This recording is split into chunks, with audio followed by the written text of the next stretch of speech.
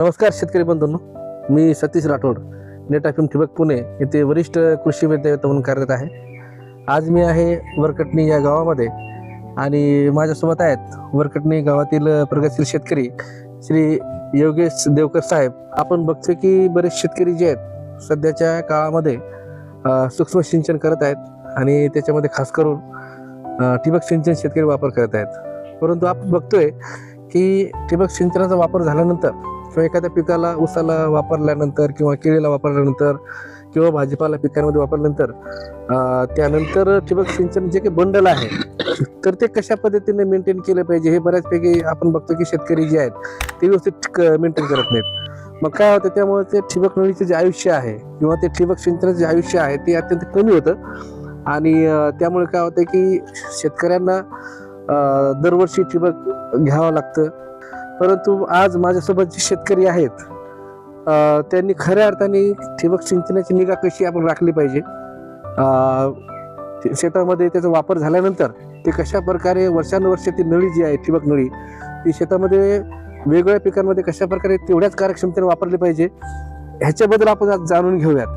म्हणजे जेणेकरून इतर शेतकरी बंधूंना सुद्धा ते लक्षात येईल की अशा प्रकारे आपण जर काळजी घेतली तर शेतकऱ्यांचा जो काही उत्पादन होणारा जो खर्च आहे ठिबक सिंचनाचा तो कुठेतरी कमी होईल आणि शेतकऱ्यांना त्याच्यामध्ये फायदा दिसून येईल. तर साहेब नमस्कार. आपण सांगितलं की आपण ठिबक सिंचन आपल्या शेतामध्ये नेट एफ यूज करताय. आम्हाला सांगा की आता हे अतिशय चांगल्या पद्धतीने तुम्ही या ठिकाणी हे ड्रीपचं जे काही बंडल आहे लॅटरल हे तुम्ही एकदम व्यवस्थित ठेवलेलं आहे. तर आम्हाला सांगा की तुम्ही हे पिकामध्ये कसे याचा वापर करता, कसं तुम्ही लावता आणि त्यानंतर कशा प्रकारे गुंडाळून ठेवता आणि असं कशामुळे का बरं करता तुम्ही आणि याच्यावर तुम्हाला खरंच काय बरं फायदा झाला तर ते थोडक्यात सांगा. या नेट एफ ड्रिपच्या कंपनीचा 2012 ओके साली आम्ही याची खरेदी केली. बर. तेव्हापासून प्रत्येक पिकाला प्रत्येक वर्षी प्रत्येक पिकाला आम्ही हे वापरता. ओके. आतापर्यंत कोणत्या पिकाला वापरलं तुम्ही हे? मी ऊस वापरला, ज्वारी वापरली, बर, पुन्हा कलिंगड वापरलं, केळी वापरली. ओके. या पिकांना सर्व पिकांना म्हणजे दरवर्षी मी वापरतो. प्रत्येक वर्षी वापरायचं, प्रत्येक वर्षी त्याचं मेंटेनन्स म्हणजे असं उन्हात न पडू देता त्याचं लाईफ वाढवण्यासाठी ओके आपण दरवर्षी ह्याचा अशा पद्धतीनं बंडल तयार करून ओके सगळे बंडल जिथले तिथंच तयार करून सावलीला आणून ठेवतो आपण. ओके. का तर त्याची लाईफ वाढावी. आपण प्रत्येक वर्षी नवीन घ्यायचं. प्रत्येक वर्षी नवीन घ्यायचं म्हणलं तर आपण खर्च परत शेतीला वाढतोय. Right right. त्याच्यामुळं जेवढी तुम्ही त्याची काळजी घ्याल तेवढी त्याची निगा राखाल तेवढं त्याचं लाईफ वाढतंय. आता हे बंडल 2012 पासून तुम्ही खरेदी केलेलं आहे. तर साहेब हे तुम्ही आता हे कशाच्या आधारे हे तुम्ही एवढं व्यवस्थित एकदम गुंडाळून ठेवले ते कसं तुम्ही करता म्हणजे ते उसातून काढून कसं करता? मशीन जे वाइंडिंग मशीन जे असते का ते मशीन गुंडाळायचं. Okay okay. त्या मशीन वरती लावून त्याच्यानंतर त्याच्या प्रत्येकाच्या हातात एका हाताने असं पकडून त्याचं प्लेन मध्ये असं वरती पण चढला नाही पाहिजे, बंडल शेप आला पाहिजे. कारण बंडल जर शेप नाही आला तर तो पिचकतो, मध्ये दाबला जातो. अशा पद्धतीने गोल राहत नाही तो बंडल. Right right. त्याच्यासाठी आपण ते मशीनचा वापर करतो आपण त्याच्यासाठी. आता बरेच शेतकरी साहेब शेतकऱ्याचा प्रश्न असा आहे की ऊसामधून ठिबक नळ्या ओढताना तुटल्या जातात किंवा त्या कुठेतरी ते ओढता येत नाही म्हणून शेतकरी बऱ्याच वेळा ऊसामध्येच ती नळी सोडून देतात आणि ते हलक्या किंवा लोकल क्वालिटीचे वापरतात त्याच्यामुळे. परंतु आम्ही बघतो की ही ISI तुम्ही नळी वापरतायत तर तुम्हाला तसा काही प्रॉब्लेम आला का किंवा जर येत असेल तर तुम्ही ते येऊन काय करता? नाही, सगळ्यात महत्वाचं याचं काय आहे की ज्यावेळेस आपण ऊसामध्ये ड्रीप टाकतो, राईट, ऊसाच्या असं मध्ये ज्यावेळेस ड्रीप अडकतं ओके त्यावेळेस हा जो ड्रिपर आहे हा चपटा होतो. बरं. चपटा झाल्यामुळे हा ओढून येतो. ओके. म्हणजे बाजूला निघतो, दोन्ही ऊसाच्या मधून बाजूला निघतो. आणि जे गोल ड्रिपरचा जो असतो तो इथं अडकल्यानंतर राईट हा अडकला किती जरी ओढला आपण तर तो अडकलेला गोल असते ऊसाच्या बेचक्यात अडकल्यानंतर चपटा होत नाही. बरोबर. त्याचं एकच वैशिष्ट्य की हा चपटा झाल्यामुळं हा पूर्ण बाजूला निघतो. दुसरं वैशिष्ट्य गोल गुंडाळताना असा हा ज्यावेळेस आपण गोल गुंडाळतोय यावेळेस हा गोल होतो ड्रिपर राईट असा. बरोबर आहे. असा पिचकत नाही.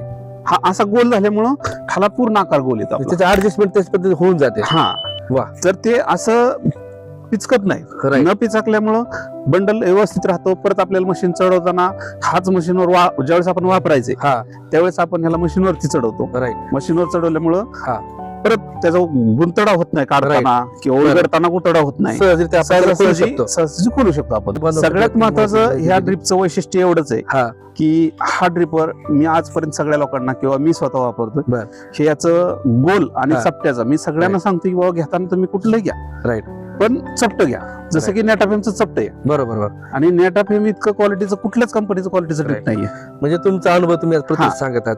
आणि साहेब आता ही जी लॅटरल आहे हे लॅटरल बद्दल काय म्हणजे याला ओढलं किंवा असं तुटलं किंवा कटलं असं काही ऊसातून अडचण? साधारण आम्ही ऊसातून वळत असताना हा एका माणसाला जेवढी ताकद असते पूर्ण हा तेवढ्या ताकदीने ती जरी ओढलं बर तर ते तुटलं नाही, बर लांबलं, स्ट्रेच झालं स्ट्रेच झालं, परत Okay. जागेवर आलं. ते परत त्याचं आपलं पोझिशन मध्ये आलं. परत बंडल गुंडाळताना परत ते बंडल हाय असे परत जागेवर आलं नंतर शेतात टाकलं आणि नंतर काय परत काहीच नाही त्याच्यात. पुन्हा तिथं फाटली नाही, कुठं तुटली नाही लेटर Okay. किंवा काही त्याचं म्हणजे वा. त्याच्यापासून असं काहीच झालेलं नाही किंवा त्याला नुकसान पोहोचलं असं. वा वा म्हणजे इतकी ताकद आहे त्यामध्ये, त्याचा चिवटपणा आहे. बरोबर बरोबर. इतक्या वाढल्यानंतर सुद्धा ते तुटलं नाही. तुटलं नाही हे एक महत्वाचं हा. बाब आहे.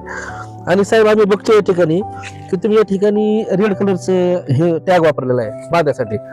त्या ठिकाणी आपण ब्ल्यू कलरचं वापरलेलं आहे.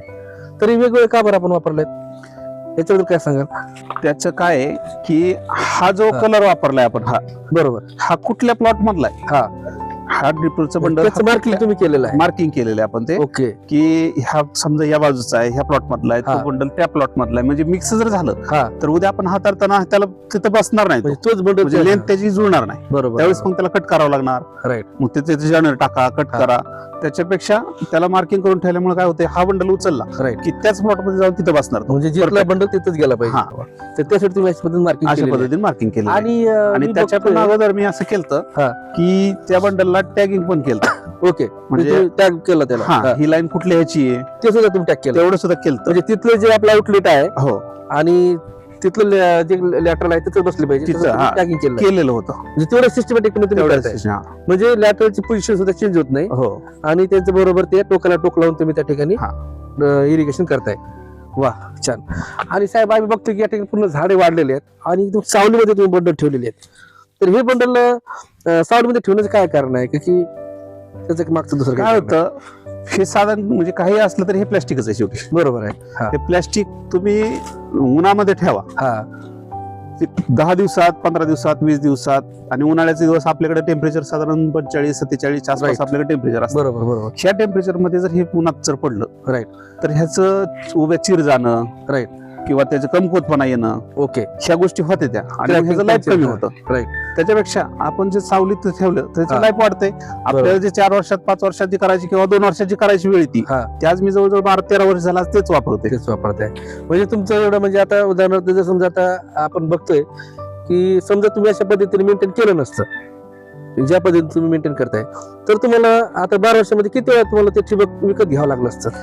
साधारण काय आता जे लोकल दुसऱ्या लोकल कंपनीचं ड्रिप आहे हा काही इतर लोक वापरतात समजा, बरोबर की प्रत्येक वर्षाला घेतात, प्रत्येक वर्षाला त्याचं ते रिसायकल करतात, हा कंपन्याला देतात, परत दुसरं घ्यायचं, दुसरं टाकायचं. राईट त्याचा जो त्रास आहे हा तुम्हाला आज 12-13 वर्षाला काही त्रास नाही ना. काही त्रास नाही. म्हणजे तुम्ही आता आपण जरी म्हणलं समजा एवढी जर तुम्ही काळजी घेतली नसती किंवा मेंटेन केलं नसतं तर तुम्हाला साधारणतः वर्षातून 2दा तरी ठिबक घ्यावं लागली असती. तीनदा, कमीत कमी साधारण 2दा-3दा तरी तुम्हाला तीनदा तरी घ्यावं घ्यावं लागलं लागली असती. हा. म्हणजे तुमचा लाखामध्ये खर्च झाला असता. आता सध्या आणि तुम्हाला आता मार्गदर्शन कुठून सध्या मिळतंय? आम्हाला आमचे क्लासमेट गणेश माने साहेब, माने साहेब ओके KFC अॅग्रोवाले गणेश माने साहेब, त्यांच्याकडनं आम्ही सगळं टोटल नेटाफेमचं जे काही मटेरियल आहे बर ते सगळं टोटल त्यांच्याकडनंच घेतो आपण. ओके. आता हे जे कारण काही मिळणारी सर्व्हिस आम्हाला हा किंवा जे काही मार्गदर्शन आहे किंवा तुम्ही असं करा, तुम्ही तसं करा, हे असं करू नका, तसं करू नका, जे काही ड्रिपच्या बाबतीतल्या ज्या काही शंका आहेत राईट त्या आमच्या पूर्ण 100% गेलं की लगेच आम्हाला कधी फोन केला, KFC agro. कधी बी जीवरमध्ये KFC अॅग्रो आहे तर निरसन होतं आमचं ओके शक्यतो. ओके. आणि साहेब त्याच्यामध्ये तुम्ही ऍसिड म्हणजे हे ठेवायच्या आधी ऍसिड ट्रीटमेंट वगैरे करता का? म्हणजे असे बंडल तुम्ही जेव्हा करता तेव्हा नाही काय केलं मी ज्यावेळेस पहिल्यांदा केलंय मी साधारण 12 Acid वर्षात पहिल्यांदा ऍसिड ट्रीटमेंट केलंय. 12 वर्षात 12 वर्षात पहिल्यांदा तोपर्यंत केलंय. तुम्हाला चक्करचा काहीच कुठंच नव्हतं, अजिबात कुठंच काही नाही. कसलंच वा. क्लोज नव्हतं, म्हणजे चॉकअप कुठंच झालेलं नव्हतं. बरं बरं पण एक आता समजा बाबा केलं पाहिजे आपण ते हा हा काही केलं तर ते- दिवसानंतर ते केलं पाहिजे म्हणून मी ते काय केलं त्या काढताना म्हणजे मी केळी पीक मोडायचं होतं माझं. राईट. मग त्यावेळेस काढतानाच ते ऍसिड ट्रीटमेंट मधनं डबल केली मी. शेतकरी बंधू आपण या ठिकाणी बघत आहात की तब्बल 12 वर्षापासून ते युज करत आहेत आणि फक्त त्यांनी अशा पद्धतीने सिस्टमॅटिक पद्धतीने त्यांनी ठिबक नळीनं अशा प्रकारे बंडल वाइंडरनी रोल करून शेतामध्ये सावलीत ठेवलेले आहे त्यांनी. आणि त्यांच्यामुळे त्यांचा खर्च जो काही आहे जवळजवळ 100% खर्च त्यांचा वाचलेला आहे. देवकर साहेबांनी अत्यंत छान माहिती दिलेली आहे आणि आशा करतो की तुम्हाला ही माहिती आवडली असेल. तर साहेब आपण खरंच नेटाफिमचं हे जे काही सांगितलंय ते शेतकऱ्यांना माहिती आवडली आणि ते पण आपलं अनुसरण करतील आणि आपण नेटाफिमचं ठिबक वापरत आहात त्याबद्दल आपले मी आभार व्यक्त करेल. तुम्हाला शेतकऱ्यांना काय संदेश द्यायचा आहे 2 मिनिटांमध्ये? प्रत्येक शेतकऱ्यांना क्वालिटी कंपनीचे नेटाफेम कंपनीची क्वालिटी बघून राईट आणि प्रत्येकाचं जे काय अनुभवी शेतकरी समजा यांचा विचार करून त्यांना विचारून नेटाफेमच फक्त ड्रीप वापरावं. आणि ते वापरत असताना तुम्ही फक्त नेटाफेम वापरताय म्हणून वापरण्यात अर्थ नाही काय. बरोबर, त्याची काळजी पण तेवढीच घेतली गेली पाहिजे. गरजेचे आहे. राईट, कारण काळजी घेतली तर त्याचं लाईफ वाढणार आहे. तुम्हाला त्याचा आर्थिक बोजा तुमच्यावरती कमी पडणार आहे त्याचा.